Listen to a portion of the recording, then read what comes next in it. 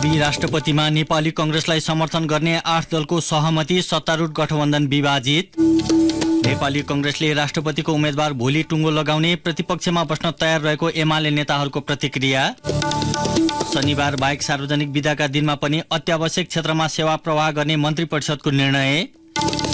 इन्टरनेटको दुनियाँमा च्याट जीपीटीमा प्रयोगकर्ताको आकर्षण बढ्दै मानिसको सृजनशीलता घटाउन सक्ने विज्ञहरूको भनाई। रुस युक्रेन युद्धको 1 वर्ष पूरा, आपसी टकरावका कारण युद्ध अन्त्य हुने संकेत अझै देखिएन। र आईसीसी अन्डर 19 विश्वकप एसियाली छनौटको पहिलो खेलमा नेपालद्वारा सिङ्गापुर पराजित।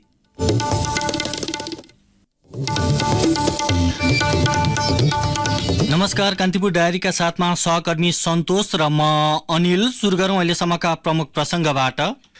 सत्तारूढ माओवादी केन्द्र सहित 8 दल भावी राष्ट्रपतिका लागि संसदको पहिलो दल नेपाली कांग्रेसलाई दिन सहमत भएका छन्। सो सहमतिसँगै पुस 10 गते बनेको वर्तमान सत्तारूढ गठबन्धन विभाजित भएको छ। नेपाली कांग्रेसलाई राष्ट्रपति दिने गरी नयाँ सत्ता समीकरणका लागि नेपाली कांग्रेस, माओवादी केन्द्र, एकीकृत समाजवादी, जनता समाजवादी पार्टी, लोकतान्त्रिक समाजवादी पार्टी, नागरिक उन्मुक्ति पार्टी, जनमत पार्टी र राष्ट्रिय जनमोर्चा बीच सहमति भएको नेताहरूले बताएका छन्। प्रधानमन्त्री निवासमा आज साँझ बसेको ती दलको बैठकले राष्ट्रपतिमा कांग्रेसका उम्मेद्वारलाई समर्थन गर्ने निर्णय गरेको हो। एकीकृत समाजवादीका नेता प्रकाश ज्वालाले 8 दल बीच भएको सहमतिबारे जानकारी दिँदै भन्नुभयो,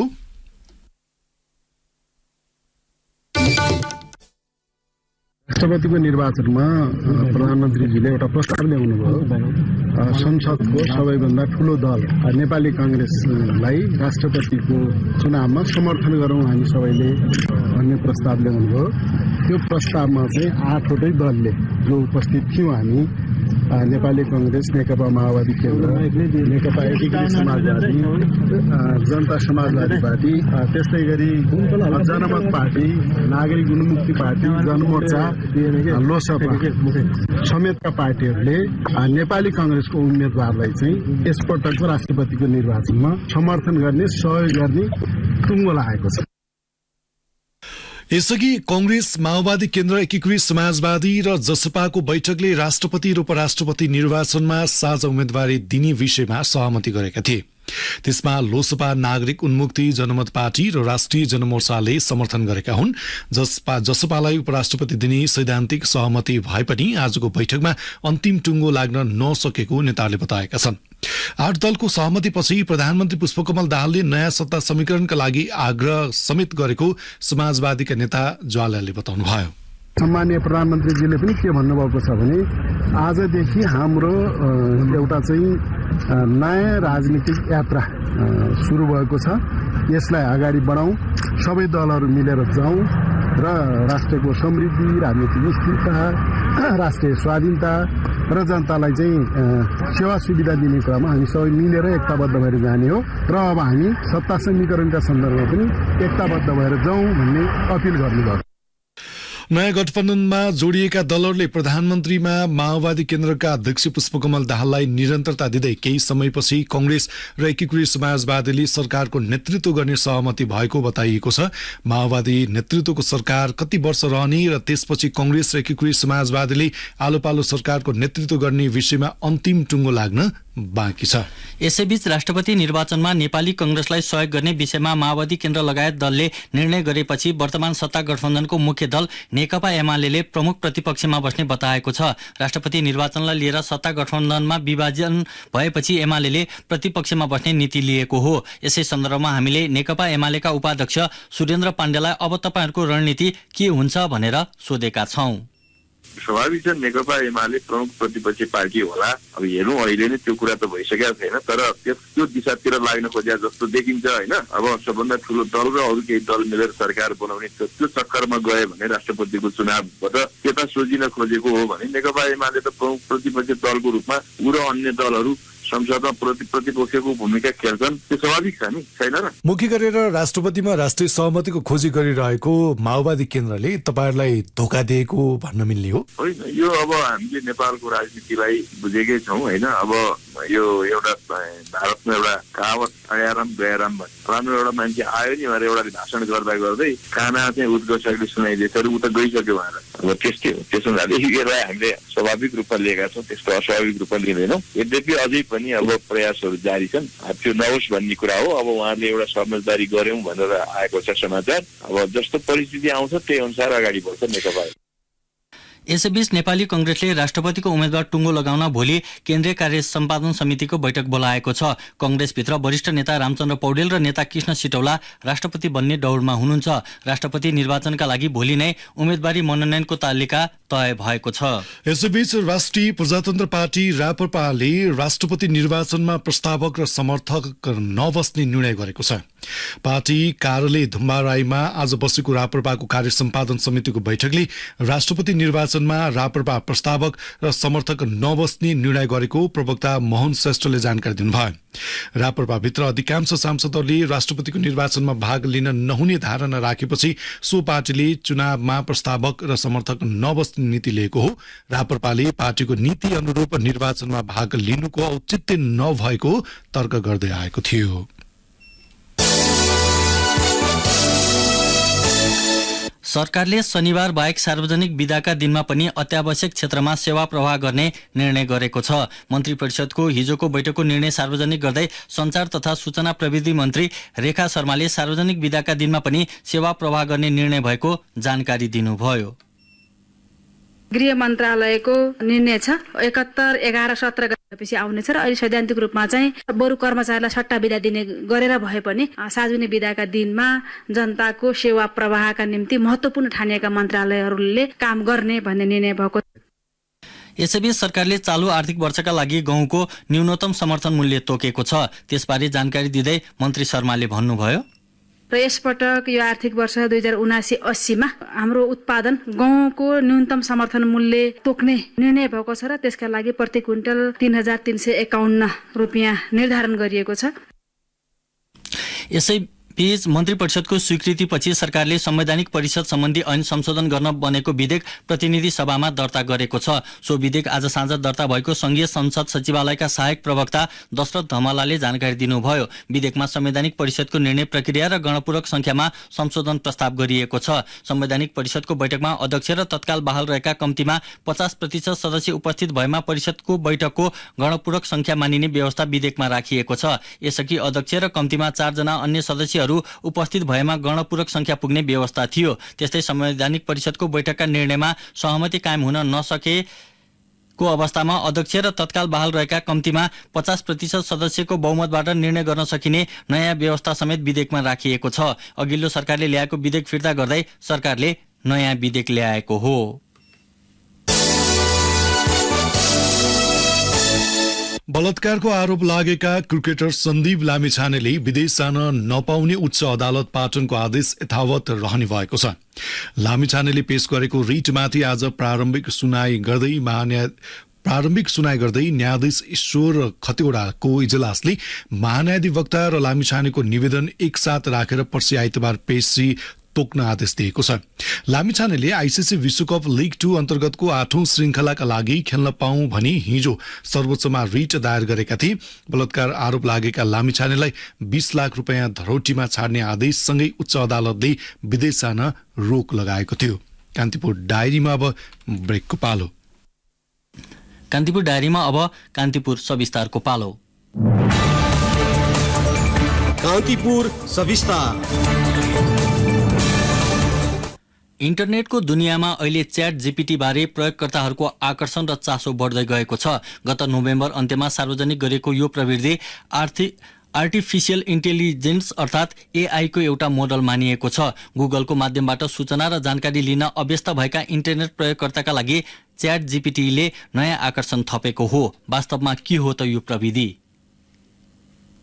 इन्टरनेट प्रयोगकर्ताले कुनै पनि विषयमा प्रश्न सोध्न सक्ने र दोहोरो संवाद गर्ने गरी ती प्रश्नको जवाफ दिने नयाँ प्रविधिको एउटा रूप हो च्याट जीपीटी, जसले इन्टरनेटमा उपलब्ध विभिन्न सूचना दिन सक्ने क्षमता राख्दछ। तपाईले सोधेका प्रश्नको सहज र सटीक उत्तर यसले प्रदान गर्न सक्छ। गुगलमा खोजिए जस्तै अन्तर्राष्ट्रिय घटनाक्रमदेखि शिक्षा, स्वास्थ्य, व्यवसाय, खेलकुद सहितका सामाजिक विषयमा कयौं सवालमा तपाईको जिज्ञासा समाधान गर्दै प्रश्नको जवाफ नै दिन्छ। केही महिनादेखि चर्चामा रहेको च्याट जीपीटी के हो अनि यो प्रविधि कसरी चल्छ त? मेसिन लर्निङ सम्बन्धी विज्ञ सुरेश पोखरेल भन्छन्, च्याट जीपीटी भनेको चाहिँ कन्भर्सेसनल एआई। जस्तो तपाईँ र म गफ गर्दाखेरि तपाईँले मलाई क्वेसन सोध्नुहुन्छ, मैले एन्सर दिन्छु, अनि फेरि केही बुझ्नुहुन्न, फेरि सोध्नुहुन्छ, फेरि मैले जवाफ दिन्छु। यसरी चाहिँ हामीले एकअर्कोसँग गफ गर्दाखेरि जसरी हामीले सूचनाको आदान प्रदान गर्छौँ, त्यसरी नै च्याट जीपीटीले चाहिँ कन्भर्सेसनल एआई भन्छौँ हामी। यसरी चाहिँ च्याट जीपीटीले चाहिँ जवाफ दिने गर्छ। च्याट जीपीटी भनेको चाहिँ नेचुरल ल्याङ्ग्वेज प्रोसेसिङ भन्छौँ हामी। नेचुरल ल्याङ्ग्वेज प्रोसेसिङ भएको हुनाले यसमा चाहिँ नै हाम्रो अनसुपरभाइज टाइप अफ लर्निङ, एउटा रिइन्फोर्समेन्ट लर्निङ पनि हुन्छ। यसले चाहिँ नेचुरल ल्याङ्ग्वेजलाई चाहिँ अन्डरस्ट्यान्डिङ गर्ने क्यापाबिलिटी हुन्छ र उसले त्यसको आधारमा चाहिँ एन्सर दिन्छ। अंग्रेजीको अंग्रेजीमै र नेपालीमा सोधेको प्रश्नको नेपालीमा नै जवाफ दिन सक्ने च्याट जीपीटी प्रश्नका शब्दलाई केलाएर आफ्नो प्रणालीमा भएको सूचनाका आधारमा जवाफ दिन्छ। अंग्रेजी भाषाका प्रश्नमा गहिरो र विस्तृत जवाफ दिने यसले अन्य भाषामा आफ्नो प्रणालीलाई समावेश गर्दै लैजाने देखिएको छ। गुगलको प्रयोग गरेर सूचना र जानकारी लिन अभ्यस्त भएकालाई यो प्रणाली मार्फत सूचना लिँदा साथीसँग च्याट गरेर सूचना पाएको अनुभूति हुने गरेको छ। यसको प्रणालीले उपभोक्ताहरूले टाइप गर्नुपर्ने प्रश्न आफ्नो डेटाबेसमा पठाउँछ, त्यसको विश्लेषण गर्छ र प्रश्नका शब्द, वाक्य र सम्भावित अर्थको खोजी गर्छ। त्यस अघिका अनुभवका आधारमा सिस्टमले नै प्रश्नको अर्थ विश्लेषण गरेर जवाफ पठाउँछ। यदि सिस्टममा सो जवाफ नभए डेटाबेस सञ्चालकहरूसँग सहयोग मागेर जवाफ दिनु यसको प्रक्रिया हो। यस्तो सिस्टमले सर्वसाधारणको सामान्य जीवनमा समेत फाइदा पुग्ने फ्युज मेसिन नेपाल आर्टिफिशियल एकाडेमिक्सका सिनियर म्यानेजर रोजेश मान सिखराकारको भनाइ छ। विद्यार्थीदेखि कैयौंले यसको फाइदा लिन सके पनि च्याट जीपीटी प्रणालीको प्रयोग संयमित भएर गर्नुपर्ने सिखराकारको सुझाव छ। अब च्याट जीपीटी यस्तो सिस्टम्सहरू चाहिँ हामीले लार्ज ल्याङ्ग्वेज मोडल भन्छौँ। यहाँ इन्टरनेटमा भएको डिफ्रेन्ट पेजेस, आर्टिकल्स, होइन, मान्छेहरूको कन्भर्सेसनहरू पनि प्रोसेस गरेको इन्फर्मेसनबाट आफैले एउटा इन्टरनल नलेज सिस्टम जस्तो आफ्नो एउटा नलेज सिस्टम जस्तो बनाउँछ अनि त्यो नलेज सिस्टमको बेसिसमा यसले एन्सर गर्छ।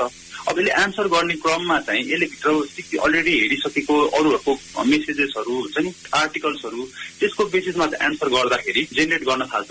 यसले यसो जेनेरेट गर्दाखेरि कहिले फ्याक्ट्स पनि जेनेरेट गर्न सक्छ, कति धेरै रङ इन्फर्मेसन पनि जेनेरेट गर्न सक्छ।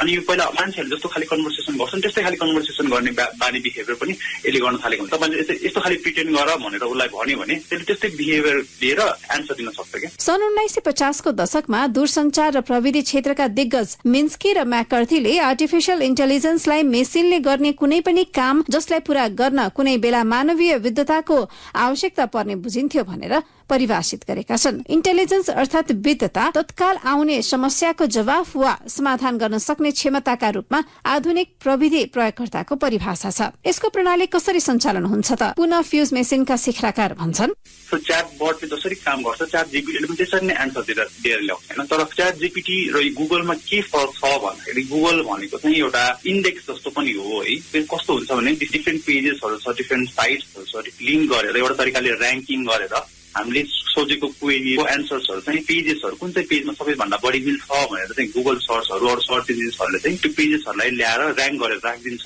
तर च्याट जीपीटी त्यस्तो नगरिकन उसले आफ्नै इन्फर्मेसन आफूले अलरेडी हेरिसकेको सबै पेजेसहरू, आर्टिकल्सहरूबाट इन्फर्मेसन एक्सट्र्याक्ट गरेर डाइरेक्टली मान्छे नै बोलेर एन्सर गरेको तरिकाले नै क्वेसनलाई एन्सर गरिदिन्छ। सो त्यो एउटा डिफरेन्सेस चाहिँ च्याट जीपीटीले ल्याएको छ। त्यो च्याट जीपीटीको डिफरेन्सेसले गर्दा एउटा अलिकति हाइप पनि धेरै नै बढेको हो।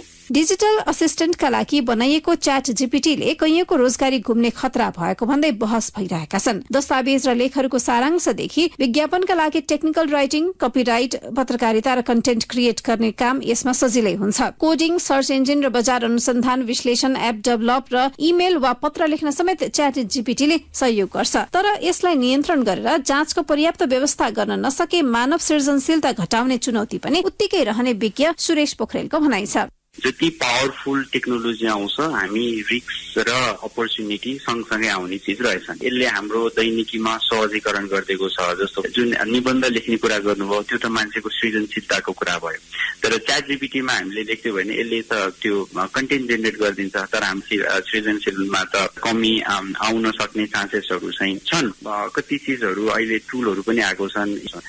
त्यसैले गर्दाखेरि अब हामीले पढ्ने र पढाउने कुराहरूमा चाहिँ असाइनमेन्ट दिने कुराहरूमा चाहिँ अलिकति प्रोएक्टिभ भएर कति सम्झिन सक्छ त्यसको आधारमा चाहिँ एक्जाम लिने असाइनमेन्ट लिने भन्दा पनि अब अलिकति अगाडि बढेर ओपन माइन्डेड अलिकति क्रिटिकल एन्सरहरू त्यस्तो खालको असाइनमेन्टहरूमा चाहिँ फोकस गर्नुपर्छ जस्तो लाग्छ। चुनौतीसँगै अनेक अवसर बोकेको एआई को नयाँ प्रयोगलाई सीमित गर्ने लगायतका विषयमा भूराजनैतिक तनाव पनि शुरू भइसकेको छ। अमेरिकी कम्पनीको एआई प्रणालीलाई रोक लगाउन चीनले प्रयास शुरू गरिसकेको छ, तर यससँगै आर्टिफिशियल इन्टेलिजेन्सले नयाँ अध्याय शुरू गरेको पुष्टि गर्छ। इन्टरनेटको गतिमा 5G जेनेरेसनको प्रयोगसँगै आएका प्रविधिको सुरक्षित प्रयोग पहुँच अहिलेको प्रविधि क्षेत्रको मुख्य चुनौती हो। रेडियो कान्तिपुरका लागि दिवा भट्टराई। कान्तिपुर सविस्तार।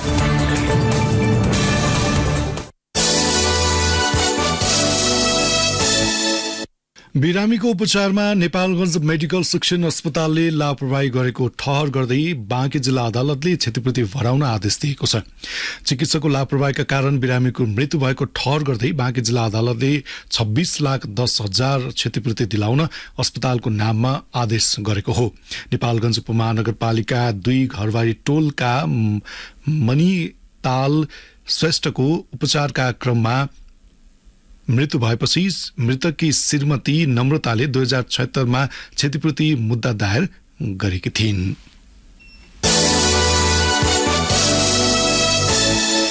पोखरा स्थित पश्चिमाञ्चल क्षेत्रीय अस्पतालमा पहिलो पटक मुखभित्रको क्यान्सरको शल्यक्रिया गरिएको छ। तेस्रो स्टेजको क्यान्सरको शल्यक्रिया मार्फत सफल उपचार भएको अस्पतालका निर्देशक प्राध्यापक डाक्टर भरत बहादुर खत्रीले जानकारी दिनुभयो। पर्वतका 54 वर्षीय पुरुषको मुखमा भएको क्यान्सरलाई 10 घण्टाको प्रयासपछि शल्यक्रिया गरिएको अस्पताललाई उद्धृत गर्दै हाम्रा सहकर्मीले जनाएका छन्। प्लास्टिक सर्जन पीयूष गिरी लगायतको टोलीले शल्यक्रिया गरेका हुन्।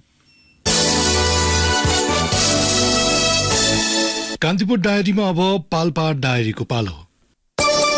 पाल्पा डायरीबाट माधव बर्यालको नमस्कार। झण्डै 216 वर्ष अघि अमरसिंह थापाले काठमाडौँका नेवार कालीगढ झिकाएर पाल्पाको तानसेनमा बनाएको कलात्मक अमरनारायण मन्दिरको अहिले जीर्णोद्धार गरिँदैछ। तर पुरातात्विक महत्वका यस्ता मन्दिरको मर्मत सम्भारमा होसियारी नअपनाएको भन्दै स्थानीयले चिन्ता व्यक्त गरेका छन्। अमरनारायण मन्दिरको पहिलो तला खसेपछि पुरातत्व विभागले मर्मत सम्भार गरिरहेको तानसेन नगरपालिकाले जनाएको छ। मन्दिरमा पित्तलको छाना लगाइएको छ भने टुँडाल मर्मत लगायतका काम भइरहेको छ।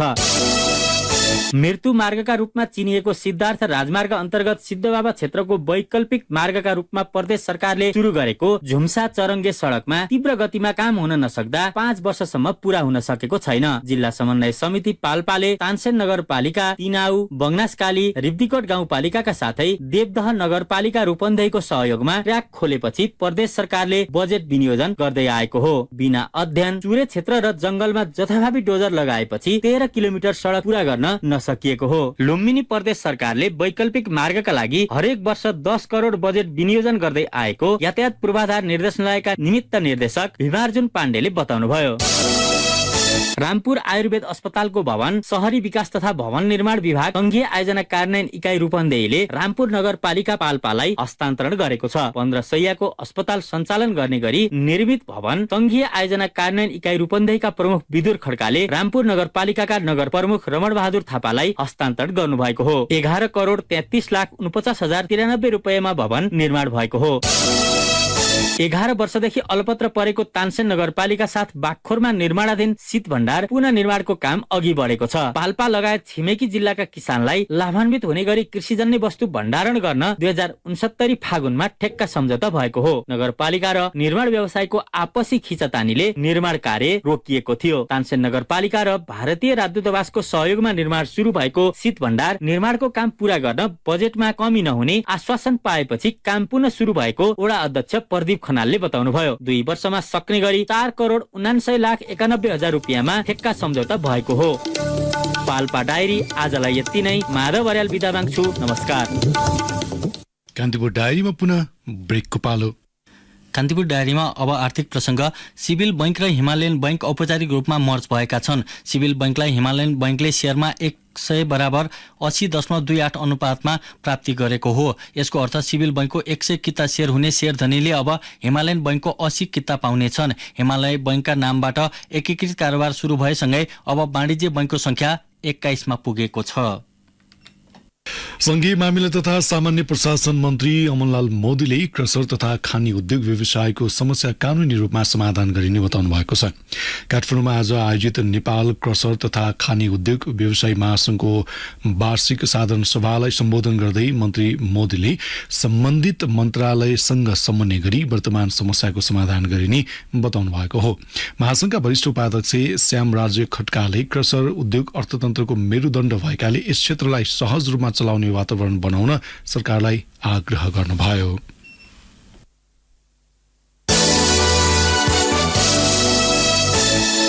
कान्तिपुर डायरीमा अब मुलुक बाहिरको प्रसङ्ग। रुस युक्रेन युद्धले 1 वर्ष पार गरेको छ। सन् 2022 को फेब्रुअरी 24 का दिन रुसले युक्रेनका मुख्य शहरहरूमा हमला सुरु गरेको थियो। 1 वर्ष बितिसक्दा पनि रुस युक्रेन युद्ध समाप्तिको कुनै लक्षण देखिएको छैन। इतिहासको कुनै कालखण्डमा सोभियत क्षेत्रको निर्माणमा जुटेका र नाजी तानाशाह विरुद्ध लडेका सहयात्री रुस र युक्रेन आपसमा दुश्मनमा परिणत भएका छन्। रुस युक्रेन युद्धले विश्व समुदायलाई दुई ध्रुवमा विभाजित मात्र गरेको छैन, विश्वको अर्थतन्त्रलाई समेत नराम्ररी प्रभावित पारेको छ। एक रिपोर्ट। युक्रेनमा आक्रमण सुरु हुनु केही समय अघि रुसी राष्ट्रपति पुटिनले टेलिभिजन मार्फत सम्बोधन गरे। महिनौसम्म छिमेकी राष्ट्र युक्रेनमाथि आक्रमणको तयारी गरेको अस्वीकार गर्दै आएको रुसले सन् 2022 को फेब्रुअरी 24 मा पहिलो पटक आक्रमण गर्यो। कीव स्थित अन्तर्राष्ट्रिय विमानस्थल सहित युक्रेनका शहर नजिकै अवस्थित विमानस्थल र सैन्य मुख्यालय सबैभन्दा पहिले रुसी आक्रमणको निशानामा परेका थिए। त्यसपछि ट्याङ्क र सैनिकहरू पूर्वतर्फबाट युक्रेनमा प्रवेश गरे। रुसी सैनिकहरू युक्रेनका ठूला बन्दरगाह शहरहरू ओडेसा र मारियोपोलमा प्रवेश गरे। संसारका अधिकांश राष्ट्रले रुस युक्रेन युद्धलाई युक्रेनमा रुसी आक्रमणको संज्ञा दिए, तर रुसले भने अस्वीकार गर्दै आएको छ। सन् 2014 मा रुस समर्थक राष्ट्रपति भिक्टर यानुकोभिचलाई महिनौको विरोध प्रदर्शनबाट हटाएपछि पुटिनले युक्रेनलाई चरमपन्थीहरूले कब्जा गरेको आरोप लगाउँदै आएका छन्। सन् 2015 मा शान्ति सम्झौतालाई अन्त्य गर्दै युक्रेनको केही भूभागलाई रुसले स्वतन्त्र मुलुकहरूको मान्यता दिएको थियो। सन् 2021 को अन्त्यतिरबाट रुसले युक्रेनको सीमा क्षेत्रमा ठूलो मात्रामा सैनिक परिचालन गर्न थालेको थियो। अन्तर्राष्ट्रिय समाचार संस्था बीबीसी का अनुसार दोस्रो विश्वयुद्धपछि रुसी आक्रमणमा सबैभन्दा बढी सैनिक संलग्न भएका छन्। रुस युक्रेन युद्धका 1 वर्षको अवधिमा हजारौंको संख्याले ज्यान गुमाइसकेका छन्। रुसी राष्ट्रपति पुटिनले 2 लाख भन्दा बढी सैनिक पठाएको बीबीसीले उल्लेख गरेको छ, जसमा राष्ट्रसंघले गरेको अनुमानका अनुसार रुसी आक्रमणमा करिब 7000 युक्रेनी नागरिक मारिएका छन्। गत सेप्टेम्बरमा रुसी रक्षा मन्त्री सेर्गेई शोइगुले करिब 6000 रुसी सैनिकको मृत्यु भएको बताएका थिए। त्यसयता रुसले क्षतिको कुनै जानकारी गराएको छैन। रुस र युक्रेन युद्धले विश्व समुदायलाई दुई ध्रुवमा विभाजित गरिरहेको छ। पश्चिमा शक्ति राष्ट्र मानिएको अमेरिका लगायत युरोपेली राष्ट्रहरू युक्रेनको पक्षमा छन् भने चीनले रुसलाई समर्थन गर्दै आएको विश्लेषण भइरहेका छन्। यता युक्रेनलाई अमेरिकाले हात हतियार सहयोग गर्दै आएको छ। रुस र युक्रेन युद्धमा दुवै पक्ष कहिले बलियो त कहिले कमजोर देखिँदै आएका छन्। दुवै हार स्वीकार्ने पक्षमा छैनन्। यसले गर्दा सो युद्ध अझै कति लम्बिने हो भन्ने यकिन छैन। 1 वर्षको युद्ध अवधिमा रुसले युक्रेनको केही भूभागमा कब्जा जमाएको छ। युक्रेन रुस युद्धका कारण विश्व अर्थतन्त्रमै प्रभाव परिरहेको छ। सो युद्धका कारण विश्व अर्थतन्त्र भने धराशायी बनेको छ। युद्धका कारण तेलदेखि अधिकांश खाद्यान्नको मूल्य वृद्धि भएको छ। रुस र युक्रेन बीचको युद्धका कारण विश्व आपूर्ति श्रृङ्खलालाई नराम्रोसँग बिथोलेको छ। इन्धनको चरम मूल्य वृद्धिका कारण कोरोना पछि उठ्न लागेको विश्व अर्थतन्त्रमा अर्को कहर थपिएको छ। युक्रेनमा आक्रमण गरेपछि रुसको अर्थतन्त्रलाई प्रभाव पार्ने मुख्य उद्देश्यका साथ अमेरिका, बेलायत र युरोपियन युनियन राष्ट्रले विभिन्न आर्थिक प्रतिबन्ध लगाएका छन्। आईएमएफ को प्रक्षेपण अनुसार यस वर्ष हुने भनिएको आर्थिक मन्दीमा रुसको अर्थतन्त्र 0.3% ले बढ्नेछ। सन् 2022 मा रुसको अर्थतन्त्र 2.2% ले खुम्चिएको थियो। रुसी बैंकलाई विश्वका बैंकहरूको सञ्जाल स्विफ्टबाट हटाएको लगायत कारणले रुसले भुक्तानी लिन र कर्जाको ब्याज समेत बुझाउन नसक्ने स्थितिको सिर्जना गरिएको छ। यद्यपि भारत र चीनले रुसबाट इन्धन खरिद गरेकाले पनि रुसको आर्थिक संकटमा राहत पुगेको हो। रुस युक्रेन युद्धको 1 वर्षका सन्दर्भमा बिहिबार संयुक्त राष्ट्र संघको महासभामा ल्याइएको शान्ति प्रस्ताव बहुमतले पारित भएको छ। युक्रेनबाट तत्काल रुसी सेना हटाउनु पर्ने प्रस्तावको पक्षमा नेपालसँगै अन्य 140 राष्ट्रले मतदान गरेका थिए। सो प्रस्तावको विपक्षमा मतदान गर्ने राष्ट्र रुस, बेलारुस, उत्तर कोरिया, माली, इरिट्रिया र निकारागुआ मात्र रहेका थिए। चीन र भारत सहित 32 देश भने मतदानमा अनुपस्थित रहेका थिए। भारत र चीनले रुस युक्रेन द्वन्द्व वार्ता र कूटनीतिक माध्यमबाट समाधान हुनुपर्ने बताउँदै आएका छन्। रेडियो कान्तिपुरका लागि मनिष अधिकारी।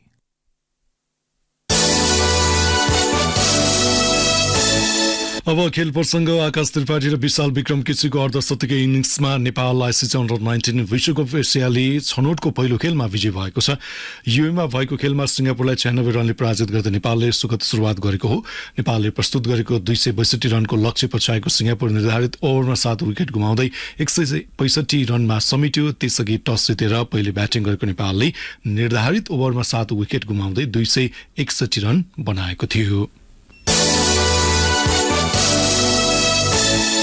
विभागीय टोली एपीएफ क्लब झापामा जारी प्रथम Bhadrapur Jhapa gold cup football प्रतियोगिताको सेमिफाइनलमा प्रवेश गरेको छ। मेची रङ्गशालामा आज भएको अन्तिम क्वार्टर फाइनलमा सडन डेथमा एपीएफले बंगलादेशी टोलीलाई 9-8 गोल अन्तरले पराजित गर्दै अन्तिम 4मा स्थान बनाएको हो।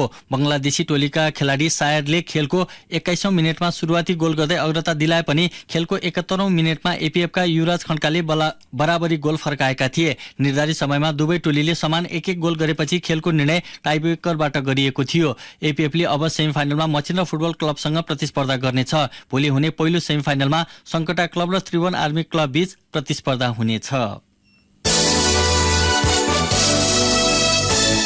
र अन्तर्राष्ट्रिय आमन्त्रण बुढासुब्बा गोल्ड कप फुटबल प्रतियोगिताको 23औं संस्करण भोलिबाट सुनसरीमा सुरु हुँदैछ।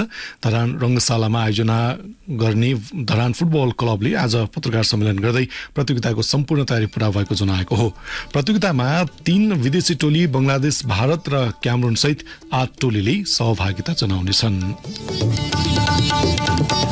हवस् त कान्तिपुर डायरीका आजका सम्पूर्ण बुलेटिन यही नै सकिन्छ। भोलि बिहान 6:30 बजे हाम्रो नियमित बुलेटिनका साथमा आउने नै छौँ। तबसम्मका लागि सहकर्मी सन्तोष र म अनिल आगे माग्छौँ।